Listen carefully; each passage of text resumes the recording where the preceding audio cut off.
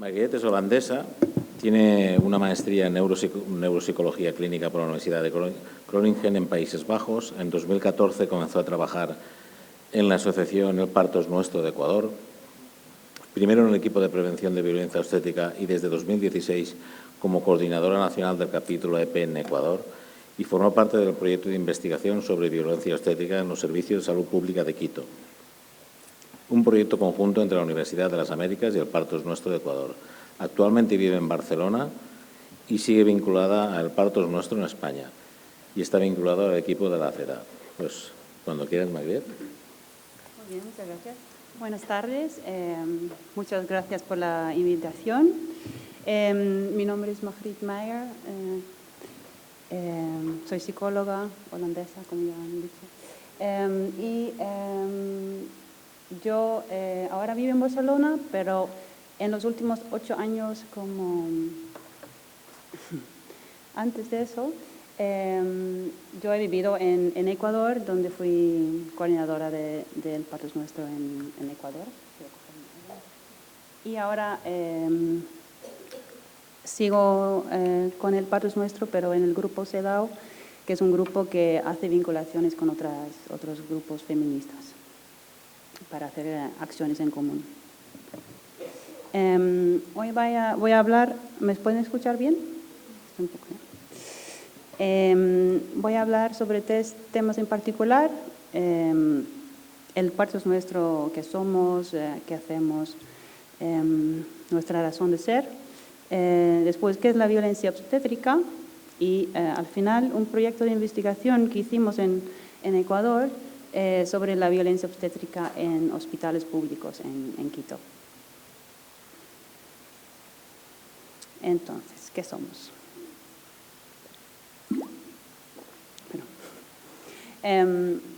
Somos una asociación sin ánimo de lucro, feminista, formada por usuarios y profesionales, pero más que nada madres y mujeres, y pretendemos mejorar las condiciones en la atención al embarazo, parto y posparto.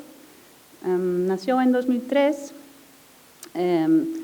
por prestar apoyo a mujeres que habían sufrido un parto o una cesárea traumática, y a raíz de los testimonios que fueron recogiendo se dieron cuenta que no era un problema de algunas mujeres que han tenido mala suerte, sino que había muchas mujeres que han sufrido ese tipo de violencia y que había que hacer algo estructural para abordar el tema. Entonces decidieron iniciar algunas acciones para reivindicar un mayor respeto para el embarazo, parto y posparto. Hoy en día podemos contar con unos 900 socias, la mayoría en España, pero también algunos en Ecuador y en Argentina. Entonces, yo creo que nuestra razón de ser se puede explicar muy bien por unas palabras de la OMS, que ellos hicieron una declaración en 2014 en que dicen que en todo el mundo muchas mujeres sufren un trato irrespetuoso y ofensivo durante el parto en centros de salud, y que no solo viola los derechos de las mujeres a una atención respetuosa, sino que también amenaza sus derechos a la vida, a la salud, la integridad física y la no discriminación. Y a mí me gusta porque explica claramente que es un problema estructural, mundial, de salud pública, y que es una violación de derechos. Entonces, con esas palabras, trato irrespetuoso y ofensivo durante el parto, ya nos estamos acercando a la violencia obstétrica, y me gustaría saber si alguien sabe algo de la violencia obstétrica, o me podría explicar lo que piensan que es o en qué piensan cuando hablamos de la violencia obstétrica.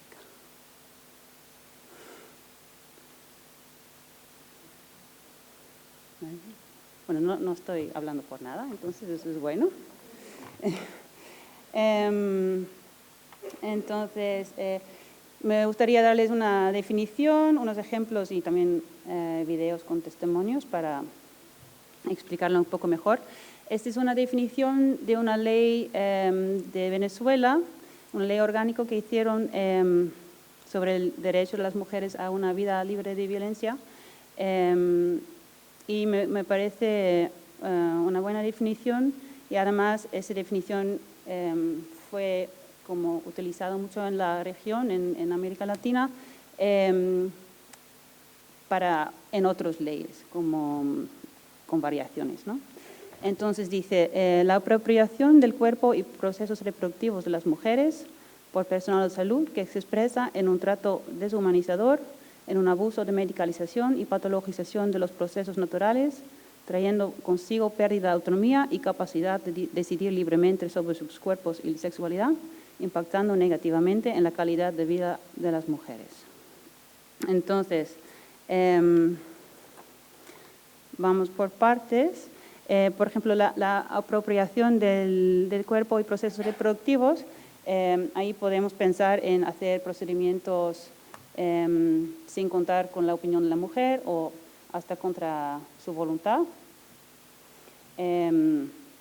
Más adelante dice un trato deshumanizador. Ahí puedes pensar en tratar a una mujer como si fuera una cosa, que además en dos láminas más vamos a ver una campaña de las Casildas en que una mujer expresa justamente que ha tenido esa sensación durante su parto. Medicalización y patologización de los procesos naturales. Medicalizar cuando en realidad no hace falta es desaconsejada por la OMS, y cualquier interferencia con el proceso natural del embarazo o parto tendrá que demostrar que hará más beneficio que daño. Más adelante dice pérdida de autonomía, capacidad de decidir libremente. Eso es muy importante para nosotros también como el Parto es Nuestro. Hasta nuestro lema es el parto es nuestro, infórmate y decide. Entonces, para nosotros es muy importante que la mujer tenga un papel central en el embarazo, parto y posparto, y que ella decida al final, pero con toda la información no sesgada en la mesa, ¿no? Que se puede informar y después decidir ella sobre su cuerpo y su sexualidad. Y al final dice que obviamente todo eso puede impactar negativamente en la calidad de vida de las mujeres, incluso a veces las secuelas de, por ejemplo, una episiotomía, que es un corte a nivel vaginal que puede causar problemas de muy largo tiempo. A ver, unos ejemplos más. Por ejemplo, inmovilizar a la mujer en el parto es violencia obstétrica. Ya se sabe desde hace tiempo que ayuda mucho contra el dolor, y también es muy favorable para el proceso del parto, que se puede mover, y si no te deja mover, eso es violencia obstétrica. Tactos, inducciones, episiotomías de rutina. Ahí es muy importante de rutina porque un tacto puede como ser muy informativo, pero por ejemplo 6 tactos en 10 minutos porque tienen que practicar estudiantes y tú no has podido decir no, ahí sí es violencia obstétrica. O que hacen episiotomías cada vez que das a luz, como que una mujer da a luz por primera vez, porque así es el protocolo del hospital, sin pensar más allá de si realmente hace falta. Es también violencia obstétrica. Y las innecesarias. La cesárea es una técnica fabulosa que salva vidas, pero solo cuando realmente hay condiciones para una cesárea. En sí hay condiciones para un parto vaginal normal, y si haces una cesárea, eso es más peligroso que un parto normal. obviamente si hay que hacer una cesárea y hay que hacer una cesárea, pero no abusar de esa técnica. Separar la mamá y el recién nacido puede ser muy estresante, más aún cuando la mamá no sabe dónde está el bebé. A veces las mujeres me han contado que en 2 o 3 días no sabían dónde estaba su bebé, si estaba bien. Gritos y amenazas, que te dicen que tienes que empujar más rápido, que si no haces lo que dicen ellos, tu bebé va a morir, o que ahora estás gritando, deja de gritar, porque cuando te hicieron ese bebé sí te ha gustado, ¿verdad? Como ese tipo de barbaridades. Y al final, como también la violencia obstétrica no solo se ejerce sobre la madre, pero también sobre el recién nacido. Entonces, cualquier intervención innecesaria también puede causar daño en el recién nacido. Esa es la campaña. Pues vamos a ver el video. Hicieron esta campaña para visibilizar más la violencia obstétrica, que socialmente se entiende el embarazo, parto y posparto como tiempos felices para la mujer, aunque no siempre es así, pero hay poco espacio para la queja y además muchas mujeres no se atreven a hablar de sus malas experiencias por vergüenza o también porque a veces ni ellas saben ni reconocen que ha sido violento lo que han vivido.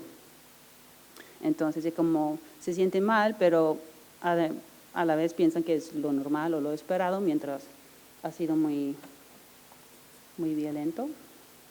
Entonces ahora voy a intentar esto que hicieron también un video. A ver, aquí, ¿no? Desde el principio de mi embarazo nunca supieron mi nombre, yo simplemente era una historia clínica más. Parece ser que tuve la mala suerte de ponerme de parto activo a la madrugada y no es un horario muy amigable para los médicos. Era mamita, nena. Llegué por un control, por una leve hemorragia que tuve y me dijeron que me iban a dejar en observaciones. La clínica decidió que solo podía esperarme por reglamentación hasta la semana 41. Voy a la guardia donde estaba mi obstetra y había cálculos en mi vesícula. Me dieron buscapina, con eso estaba bien, pero ellos decidieron que mi bebé tenía que nacer igual. Y bueno, ahora tenés que pujar. Y yo no tenía ganas de pujar. Y me querían hacer pujar en ese momento, me decían que lo estaba haciendo mal, yo quería gritar, no me dejaban gritar. Yo me quería levantar y no me dejaban. Y en lo posible tampoco tenía que levantar mucho la voz o gritar. Cuando estaba esperando a Manuel, entraban las parteras y me introducían cosas en el suero y nunca me decían qué era. Y yo les preguntaba y me sobraban y me trataban soberbiamente. En el último tacto se dieron cuenta que Jonás estaba de cara y por lo tanto me tenían que hacer una cesárea sí o sí. Entró el médico y al ver que yo no estaba dispuesta a una cesárea, me amenazó diciendo que él ya estaba ahí, que si no hacíamos la cesárea en ese momento, él no se iba a hacer cargo de lo que pasaba, así que no me dieron opción. Y el momento crítico llegó cuando lo sacaron a Jonás y se lo llevaron a neonatología sin ponerlo sobre mi pecho, sin dejármelo ver, sin dejar ir a mi compañero con él. Cuando pregunté qué seguía después de 40 minutos de practicar la peridural, me dijeron, bueno, ahora te vamos a dar un trapito, te lo vas a poner entre los dientes, vas a apretar fuerte y te vas a aguantar el dolor. A mi hija me la arrancaron de la panza porque la sentí. Se la llevaron, pedí de verla, pedí de ponerla a mi pecho. No me la mostraron, no me la dejaron oler, no dejaron que le diera un beso, no dejaron que le viera su cara. Mi hijo nació bajo el efecto de la anestesia total. Nació dormido en el momento donde más despierto tenía que estar. Estaba anestesiada, tirada en un pasillo sin poder moverme, muerta de frío y nadie que me respondiera si mi hija siquiera estaba viva. Yo ni siquiera sabía si mi hija estaba viva. Tardé mucho en darme cuenta que todo lo mal que yo me había sentido en realidad estaba bien. Era una persona normal por haberme sentido tan mal. Y yo pensé que la que estaba equivocada era yo.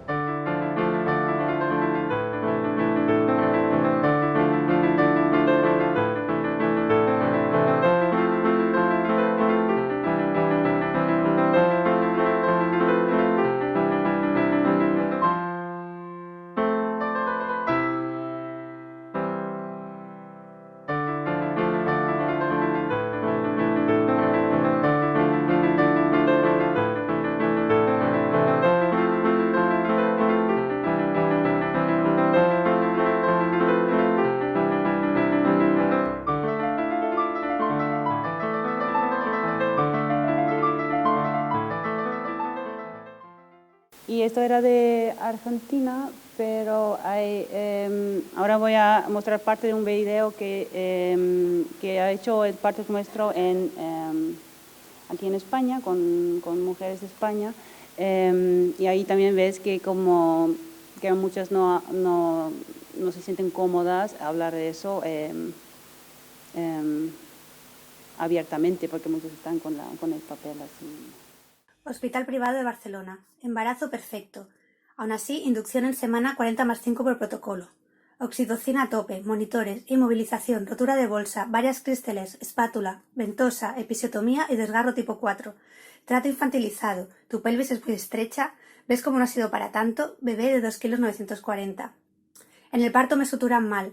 A la semana me vuelven a suturar también mal. En el público me proponen colostomía que desestiman hacer en el último momento. 1 año entero con el periné abierto de vagina a ano. Al año, reconstrucción del periné y esfinteroplastia.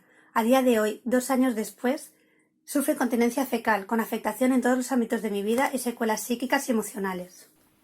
Mi parto peligroso fue en un hospital, a manos de un profesional, de un ginecólogo, al cual me confié cosa que no debería haber hecho.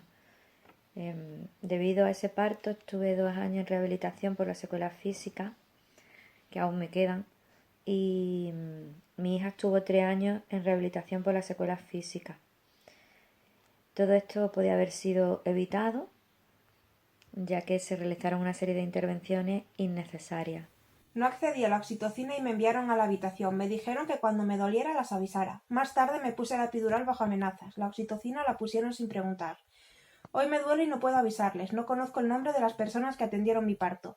Me duele que usaran forces, que se llevaran a mi hijo con APGAR 910 y que sus primeras horas fueran sin piel con piel y todo sin motivo ni explicación. Mi parto fue muy peligroso para mi salud psicológica. El primer cumpleaños de mi hijo fue el aniversario del peor día de mi vida. Embarazo sin ningún problema. Inducción sin más razón que envejecimiento de placenta en la 41+5. Sin verme siquiera, la ginecóloga jefa me cataloga como cesárea, de lo que me enteré más tarde por la matrona. La ginecóloga se empeña en entrar, en contra de la opinión de la matrona que lo ve innecesario. Y lo único que me dice es por qué estoy gritando, que no grite tanto. Poco después se coloca una a la altura de mi tripa y me hace una Cristeller, sin informar, sin pedir permiso. Siento que mi bebé sale propulsado. Nosotras lo contamos por Igone porque ella no puede. Pero esto sí es un parto peligroso. Durante mi primer parto me realizaron una maniobra de Hamilton sin informarme ni avisarme, que me fisuró la bolsa. Por eso recibí antibióticos intravenosos durante el parto, además de una Cristeller, rotura de bolsa para acelerar la cosa, oxitocina sintética y la actuación de un ginecólogo que no paraba de meterme su mano en la vagina durante el expulsivo. En ese momento no me di cuenta, pero meses después no podía mantener relaciones con mi marido sin recordar aquello. Lo viví como una violación. Lo cuento yo porque Bea no puede. Este sí es un parto peligroso. Primer embarazo, cesárea por podálica. Segundo embarazo, cesárea programada por cesárea previa. Después de cómo me hace sentir esto, decido buscar información científica y lo que encuentro me sorprende. Último embarazo, tenemos que desplazarnos más de 700 kilómetros para encontrar profesionales formadas que nos acompañen en nuestro parto vaginal. Desde entonces me pregunto, ¿en ninguna disciplina médica se modifican protocolos durante décadas a raíz de las nuevas investigaciones científicas? ¿O esto solo pasa en obstetricia? son historias duras, ¿no? Que es difícil hablar de eso, pero es importante hablar de eso.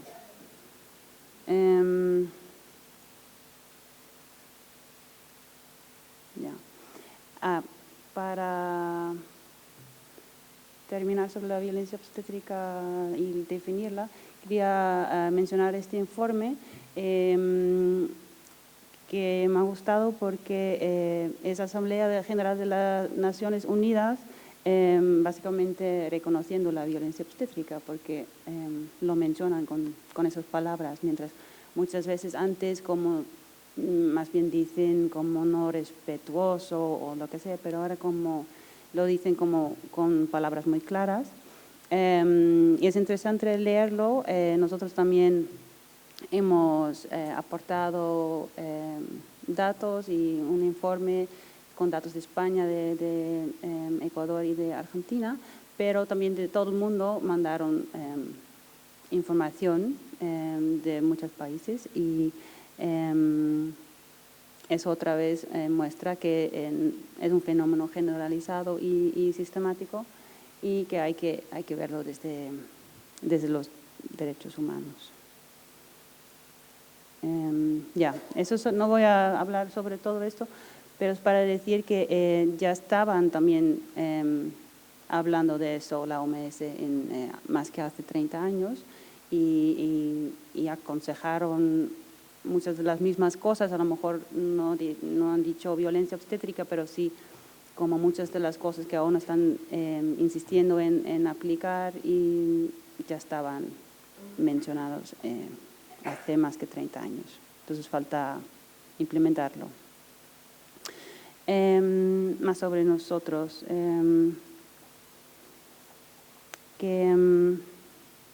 Hacemos muchas cosas, no puedo decir todo, pero tenemos sitio web y ahí se puede mirar con un poco más de calma.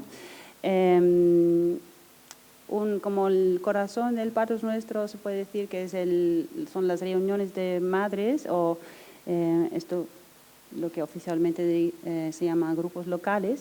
Son en España 27 grupos por todo el país en que puedes venir cuando tienes dudas sobre el embarazo o quieres contar tu historia del parto. Es como para brindar apoyo, pero también para brindar información. Entonces, conocer tus derechos en el embarazo, parto y posparto, conocer recomendaciones de la OMS o preguntar cualquier cosa. Y es libre y gratuita. Y también nosotros juntamos como la última evidencia científica y ahí también puedes conocer eso. También hacemos campañas. En el sitio web hay todas las campañas que creo que es mejor que yo hable de otras cosas aquí. Hacemos incidencia ante organizaciones y administraciones de ámbito de la salud, pero también a veces, por ejemplo, nosotros en Ecuador hemos aportado para una ley contra la violencia contra la mujer y ahí hemos podido meter la violencia obstétrica, por ejemplo. Entonces intentemos incidir ahí. Pero también, por ejemplo, en España hemos escrito también parte de la Estrategia Nacional de Atención al Parto Normal, o hemos aportado a eso y de esa manera incidimos también. Tenemos mucha presencia en el web, muchas mujeres buscan información por internet, entonces ahí estamos también. Y también de otra manera formamos parte de redes que es, por ejemplo, ENCA, European Network of Childbirth Associations, y otras redes de grupos feministas. A ver, aquí esto ya he dicho. Campañas, varias. Y aquí tenemos como lo que dije antes, el Facebook, Twitter, YouTube, página web, etc. Así que, pero eso se puede encontrar fácilmente. yo creo que es mejor que yo voy hablando de la investigación. Entonces, en Ecuador hicimos una investigación que era una colaboración de El Padre Nuestro con la Universidad de las Américas, con un equipo multidisciplinario, que fue muy interesante trabajar en un equipo así. Entonces, queríamos saber qué experiencias relacionadas a la violencia obstétrica tenían las mujeres en los hospitales públicos de Quito. Y además, como objetivo número 2, queríamos proponer buenas prácticas. Entonces, por ejemplo, incidir en lo que enseñan en la universidad a los estudiantes de medicina, dar a conocer los resultados en un tríptico, hacer un producto audiovisual. Pero voy a empezar por el objetivo 1, que es querer conocer las experiencias de las mujeres relacionadas a la violencia obstétrica. Bueno, no voy a leer todo esto, pero esos son todos los pasos que hemos hecho en la investigación y puse aprobaciones en rojo porque ha sido muy difícil como que nos aprueben todo, porque de solo las palabras violencia obstétrica como era muy estresante para algunas personas tener que aprobar eso. Por ejemplo, en el Ministerio de Salud en Quito estaban muy nerviosos que esto como, bueno, porque después vamos a publicarlo y no quieren como mala prensa para sus hospitales, digamos. Al final sí han dicho que sí, pero además tenemos que ir hospital por hospital, centro de salud por centro de salud y cada director tenemos que convencer porque el Ministerio de Salud no sabía cómo hacerlo. Y cada uno tenía sus razones para no participar y al final sí participaron todos, también como comité ética también era un paso. Para decir que es un tema sensible y también en hacer esta investigación se ha notado. Hemos construido una encuesta para medir la violencia obstétrica y nosotros mismas hemos ido a todos los hospitales y centros públicos para aplicar.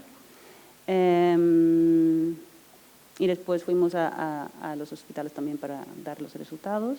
Y al final, como no voy a poder hablar de todos los resultados, también hemos publicado un artículo sobre esta investigación en el International Journal of Gynecology and Obstetrics, entonces ahí se puede mirarlo. Childbirth Experiences Related to Obstetric Violence in Public Health Units in Quito, Ecuador.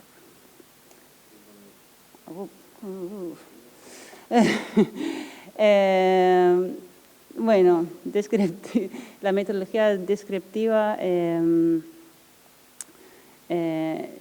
muestreo como para poder decir algo sobre el grupo que estamos investigando, representativa, entonces, y lo hicimos por encuestas.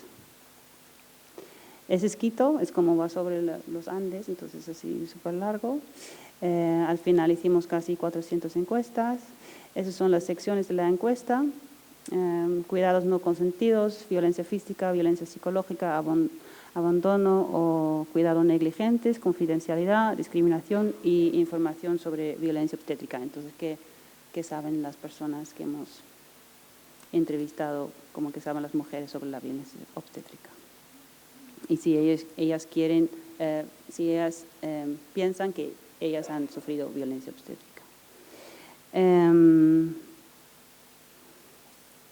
Entonces, eso, ya. Esos son todos los establecimientos que hemos visitado e incluido. 3 tipos, centros de salud, hospitales básicos y maternidades. Entonces, por ejemplo, las maternidades son para partos normalmente más riesgosos, pero también entran un montón de mujeres que tienen partos de bajo riesgo y nosotros solo hemos investigado partos de bajo riesgo. Entonces, los resultados de número 1. Voy a decir algo sobre sección 1. Para nada es todo lo que salió de ahí, porque salió tantos datos que no hay cómo hacerlo ahora en 3 minutos.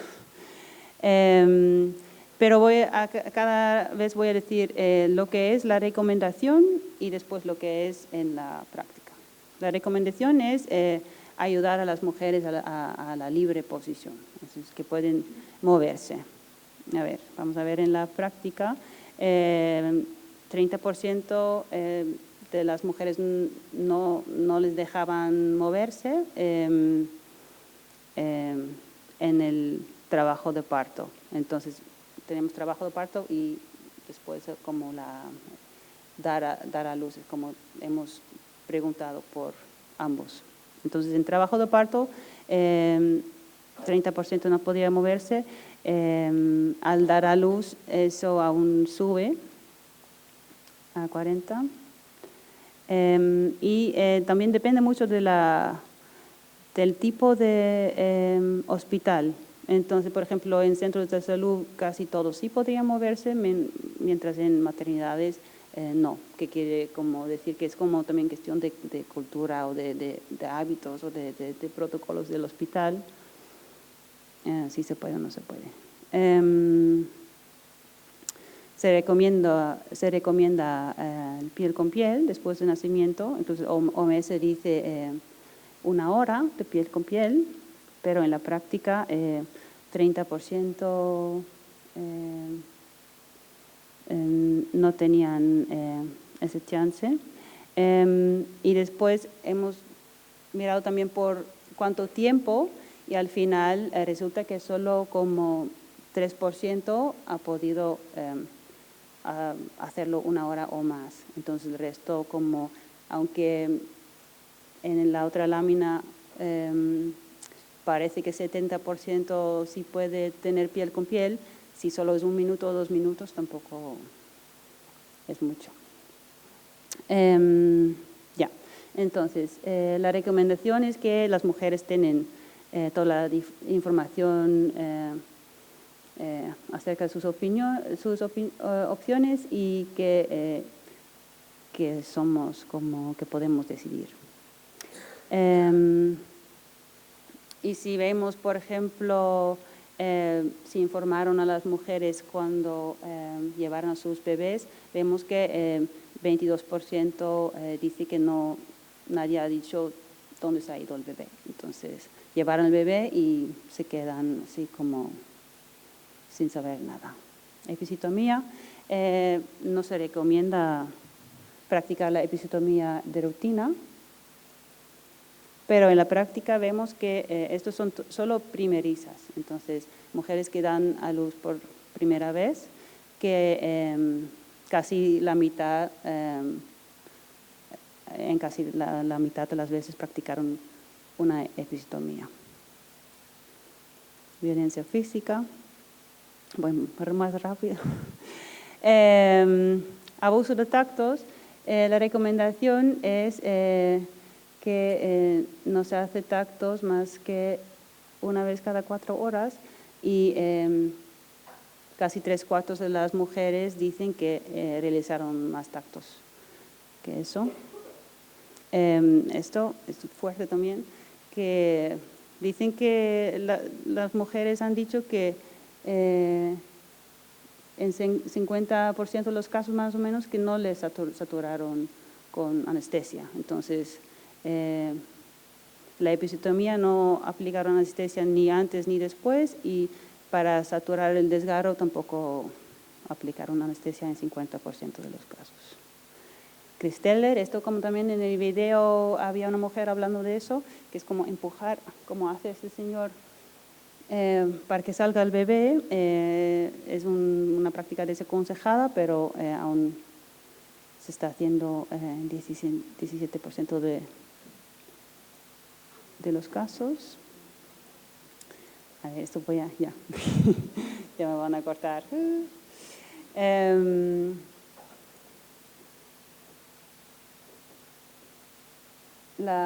El acompañamiento es como algo que que quieren fomentar desde el Ministerio de Salud, pero 40% no fue acompañado por nadie en su parto. Y lo voy a dejar en esto. Lo voy a dejar en esto, ¿vale? La última. Que esto es muy, muy interesante porque yo diría que casi todas las mujeres que fueron entrevistadas han sufrido una forma de violencia obstétrica, mientras casi todos dicen que no han sufrido nada de violencia. Muchísimas gracias, Mariette.